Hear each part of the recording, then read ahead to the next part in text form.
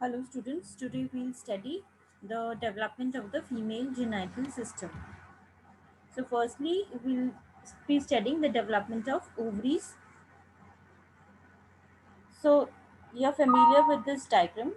Here it is showing the gonadal development. Here this one is the dorsal mesentery, this is a primitive gut, and these were the genital ridges which were forming or which were the derivatives of the intermediate mesoderm. So we till now we have studied the development of testis, which was under the testis determining factor situated on the Y chromosome. Now, in the absence of this, when there is no TDF, if it is a female fetus, that is, it is of X and X genotype, then there is absence of the male hormones, that is testosterone and Mullerian inhibiting substance.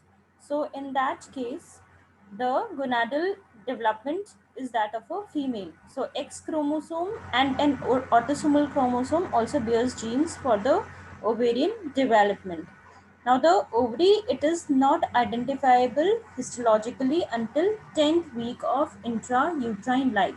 Now we all know that the testis was generally, it was medullary in development, and the ovaries, it is cortical in development. Medulla, it will degenerate. So this is a flow chart which is showing how it is forming.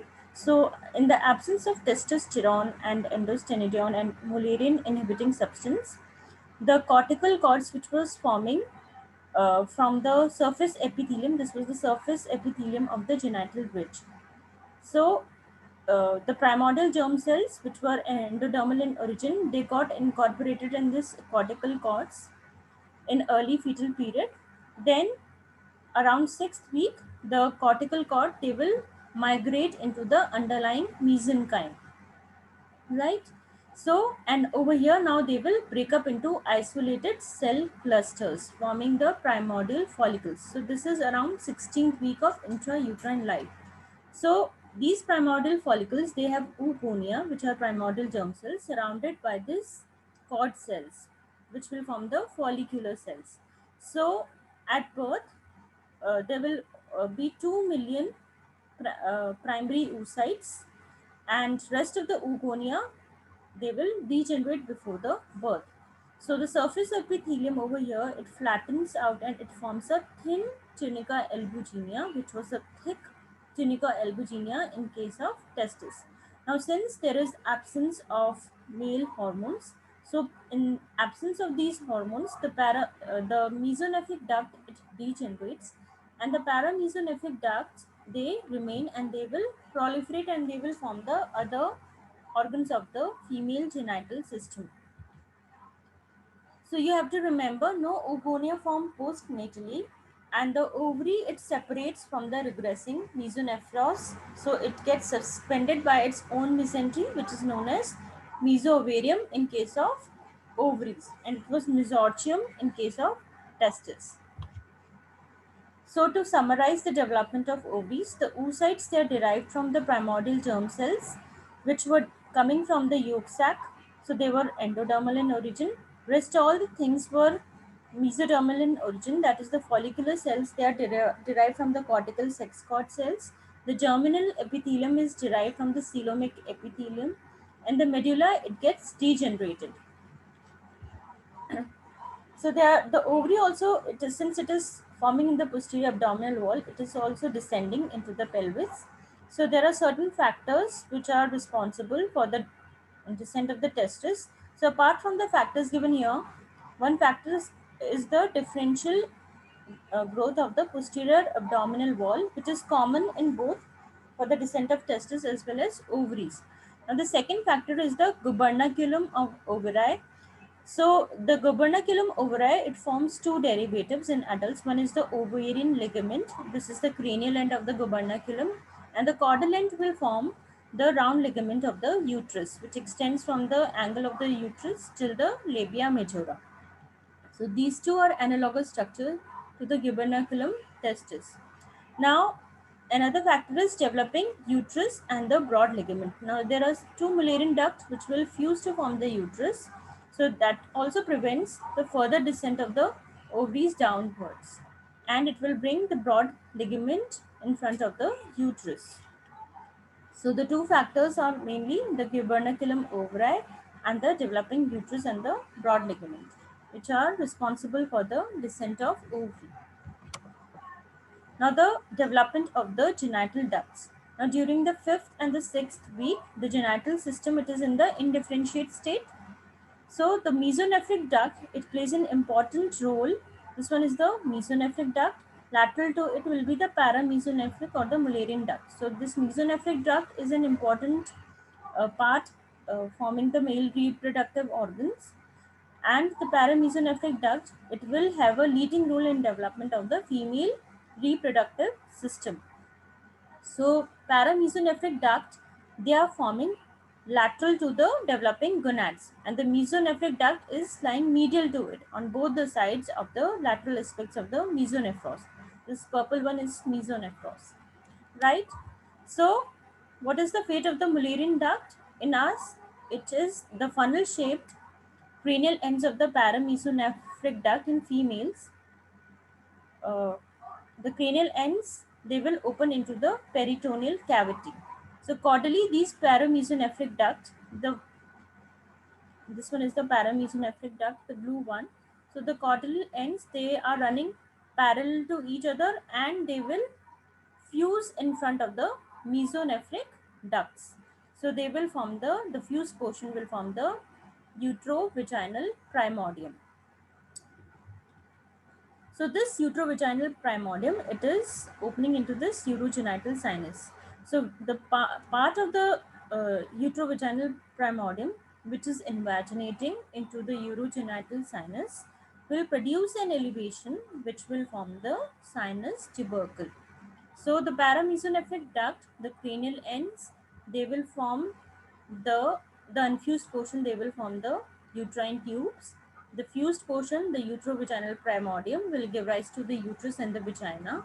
And the sinus tubercle is mainly inducing the formation of the uterus and the vagina. So the development of the female genital ducts and the associated glands. So what is the embryological basis of the development of Mullerian ducts? They develop because of the absence of Mullerian inhibiting substance. And the female sexual development, it does not depend on the presence of ovaries or hormones. Now, what is the fate of paramesonephric duct, which we have already seen partially? So the paramesonephric duct, it forms the main female genital tract. So the uterine tubes, the unfused portion of the cranial ends of this paramesonephric duct or the Mullerian duct, they will form the uterine tubes. And the caudal end, the fused end, they will form the uterovaginal primordium. So this uterovaginal primordium, as the name suggests, will give rise to the uterus and the superior part of the vagina. The endometrial stroma and the myometrium, they are derived from the splanchnic mesenchyme, which is surrounding this Mullerian duct. Now, how the parametrium and the pouches are formed? The fusion of the paramesonephric duct. Over here, it is fusing. Here, it is showing that the two. This is the cut section. The two paramesonephric duct, they are approaching each other and they are fusing. So the fusion, it brings together the peritoneal fold, which forms the broad ligament, and the two peritoneal compartments, the recto-uterine pouch, which is between the rectum and the uterus, and the vesico-uterine pouch. Vesico-uterine, since it is derived from the urogenital sinus, so it is lying in front of it. So vesico-uterine pouch and the recto-uterine pouch, which is posterior to this developing uterus. Now along the sides of this uh, uh, fused ends of the Mullerian duct, the mesenchyme will proliferate and it will give rise to the parametrium of the uterus and vagina as well. Now we'll come to the development of vagina. So the fibromuscular wall of the vagina, it develops from the surrounding mesenchyme. This remains same throughout the genital tract, right? Now the contact of this uterovaginal primordium with the urogenital sinus, it will produce an elevation which is known as sinus tubercle. Now this sinus tubercle which induces a formation of a paired swelling which is known as sinovaginal bulbs. So there is formation of a sinovaginal bulb. Now this sinovaginal bulb, it extends from the caudal end of the uterovaginal primordium. This one is the caudal end of the uterovaginal primordium till the urogenital sinus. Okay, so these two sinovaginal bulbs, they will fuse and they will form a vaginal plate. Now this vaginal plate will later on, earlier it is solid and later on it will canalize. The central cells will break down and it will form a lumen of the vagina. So this is how vagina is formed. So until the late fetal life, the lumen of vagina, it is separated from the cavity of the urogenital sinus by a membrane which is known as hymen. And this membrane, it is formed by the invagination of the posterior wall of the urogenital sinus, resulting from the expansion of caudal end of the vagina. So this hymen, it is formed from the invagination of the posterior wall of the urogenital sinus. Now the development of the uterus, this one is the upper portion of the uterovaginal primordium. So as soon as the tips are fused at the Mullerian duct, they will form a sinus tubercle, which is an elevation on the posterior wall of the urogenital sinus. Now this will induce uh, the fusion of the Mullerian duct. So there will be a fusion of these Mullerian ducts, the caudal to cranial fusion of the Mullerian duct, and this will form a uterovaginal canal. So this will contribute to the formation of the uterus and the superior part of the vagina. Now we'll come to the abnormal development of the uterus. First one is the double uterus, which results from the failure of fusion of the inferior parts of the paramesonephric duct. So it may be associated with a single or a double vagina depending upon the level of fusion. Now, if the duplication, it involves only the superior part of the body, then it is known as bicornate uterus. And the unicornate uterus, when it develops, this one is the unicornate uterus when only one paramesonephric duct is developing into the uterovaginal primordium and another one fails to develop. So it results in the formation of unicornate uterus. This one is a double uterus with a single vagina. This one is a double uterus with a double vagina. And when after the fusion of the Mullerian ducts, the septate, the partition between the two Mullerian ducts, it will disappear. When this partition fails to disappear, then it results in a formation of a septate uterus. Then the last one is the cervical atresia, when the lower portion of the sinovaginal bulb, it fails to recanalize or fails to develop. Then it results in formation of cervical atresia. Then there is absence of vagina in uterus, either absence of vagina when the vaginal lumen is blocked, there is failure of recanalization of the vaginal plate. It results in absence of vagina, or there is absence of formation of the Mullerian duct as a whole. Then it will lead to the absence of vagina and uterus as a whole. Then the external genitalia in females. Now, in absence of dihydrotestosterone in females, the primitive perineum, it will not lengthen. If you remember, there were three structures: the genital tubercle, then the urethral folds, and the labioscrotal swellings, right? So the phallus, it will not elongate under the absence of the male hormones. So it will bend instead inferiorly and it will form the clitoris. And the phallic portion of the urogenital sinus, it becomes vestibule of vagina. So this one is the phallic portion of the black one is the phallic portion of the urogenital sinus, which will form the vestibule of vagina.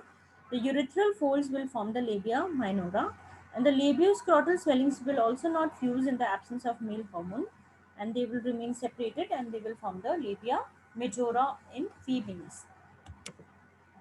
So there are certain vestigial remnants. This is very commonly asked. So first one is the hydatid cyst of Morgani. This one is the hydatid cyst of Morgani. It arises from the hydatid of Morgani, which is a remnant of paramesonephric duct or the cranial end of the Mullerian duct. Then second one is a Coblet cyst, which arises from appendix vasculosa, which is a remnant of mesonephric duct. So this one is appendix vasculosa, or the Coblet cyst, right? So we have done the hydatid cyst of Morgangini, remnant of Mullerian duct, Coblet cyst, which is a remnant of mesonephric duct or the Wolffian duct. Then the third one is the epopheron, which arises from the remnant of mesonephric tubules.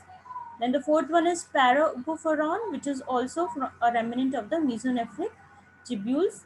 And the last one is the Gartner's cyst, which arises from the Gartner's duct, which is a remnant of mesonephric duct. So majority of these are the remnant of the mesonephric duct, except the hydatid cyst of Morgangini, which is a remnant of Mullerian duct. So this completes the development of female genital system.